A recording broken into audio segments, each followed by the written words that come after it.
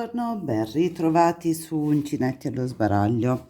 Oggi più che prendere in mano filo e uncinetto vediamo come strutturare questo top con il corpetto alla parte superiore con la mattonella Granny.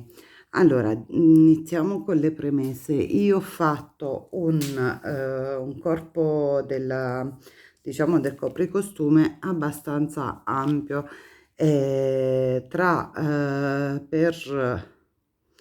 sono 54 centimetri di torace per lato, quindi molto molto ampio, una bella XL, e le spalline del mio lavoro misurano circa 12 centimetri e mezzo.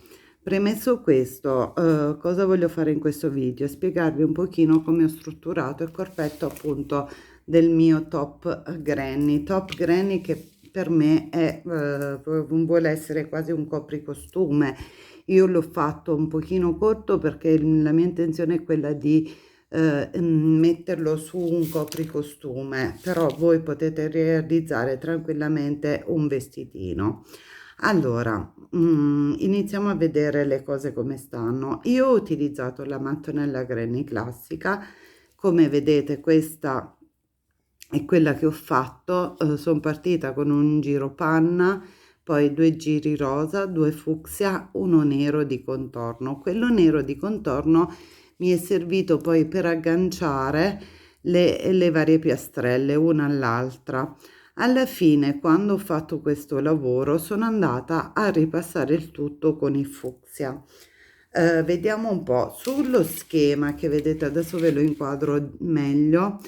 Vi faccio vedere come ho montato le mattonelle per la realizzazione del corpetto.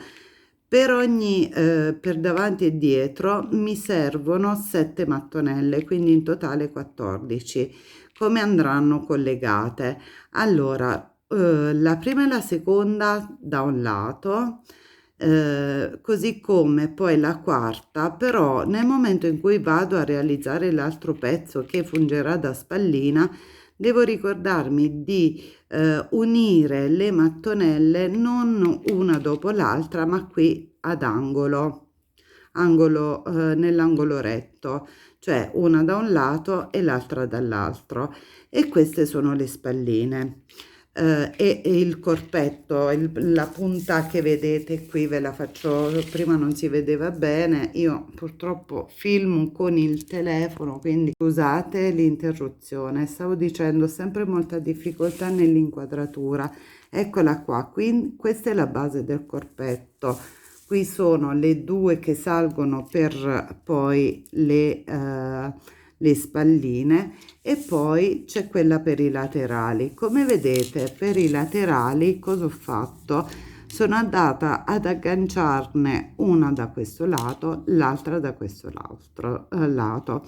Cosa succede? Che quando io vado a realizzare l'altra parte dall'altro lato, devo fare la medesima cosa. Otterrò lo stesso pezzo poi da questo lato sarà agganciato sopra la spalla alla parte dietro, da questo lato ugualmente alla parte dietro, e qui dovrò rimettere 2 mattonelle allo stesso modo, ok? Quindi qui diciamo non verrà messa in questo modo, assolutamente no, ma collegata lato sul lato, non verrà più questo tipo di punta. Lo si può anche fare, perché no, però ci troveremo a dover lavorare poi anche qui il granny, e quindi si amplierà maggiormente il nostro corpetto.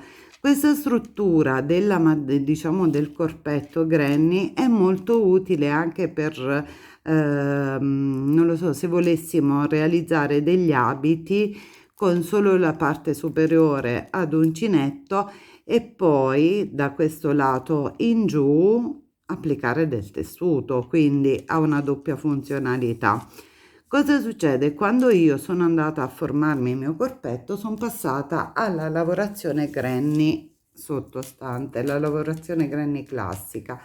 L'unica particolarità che tenevo a farvi vedere è che sulla punta davanti qui e su quella dietro io ho inserito che cosa? Degli aumenti, quindi nella parte inferiore del nostro lavoro verrà una punta a V in questo modo. Proprio per questo, se noi andiamo a lavorare qualche altro centimetro, otterremo tranquillamente un copricostume vestitino, cioè un vestitino che faccia da copricostume. Io, per richiamare i colori della mattonella superiore, sono andata a bordarmi il tutto con 2 giri di nero.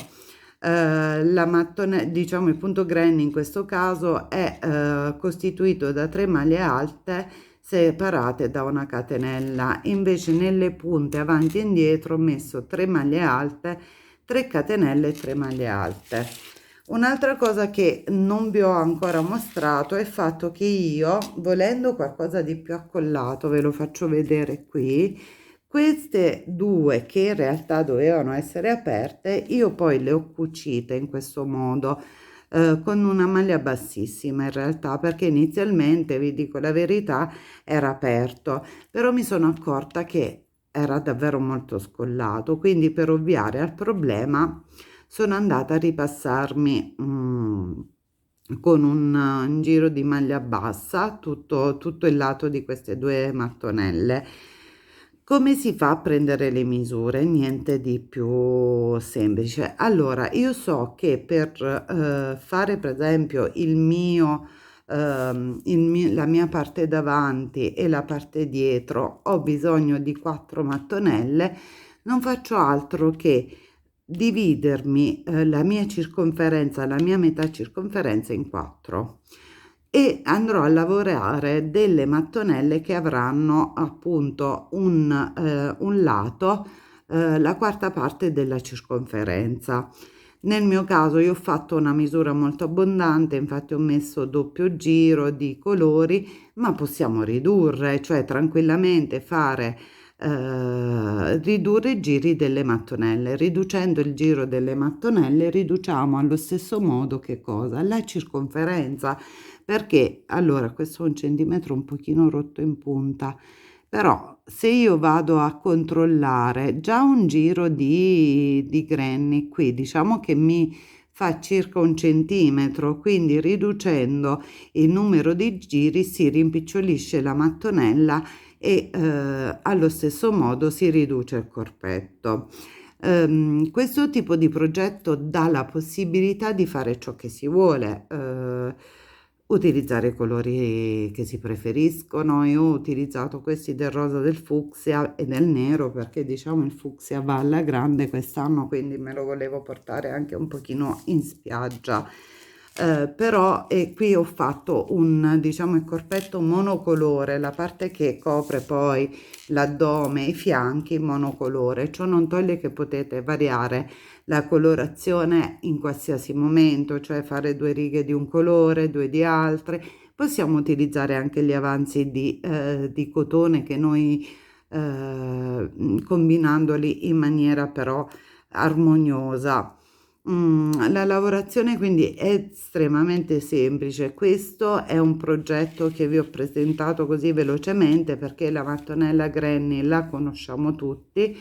L'unica cosa, per agganciare l'ultimo giro, invece di fare, cioè quando io ho costruito la prima mattonella voglio agganciare la seconda, non faccio altro che agganciarmi con una maglia bassissima nell'altro archetto e quindi evito di fare la catenella. Obiettivamente, se noi riusciamo a fare questo lavoro è perché conosciamo appunto la mattonella granny. Pertanto, cioè andarvela a riproporre sul mio sito, già ce ne sono un paio di granny. Potete anche cambiare il tipo di lavorazione. Questa è una delle strutture che noi possiamo fare con un corpetto granny, perché si possono impostare anche diversamente. Infatti la mia intenzione è proprio farne qualcun altro, magari utilizzando gli stessi colori con un altro tipo di impostazione.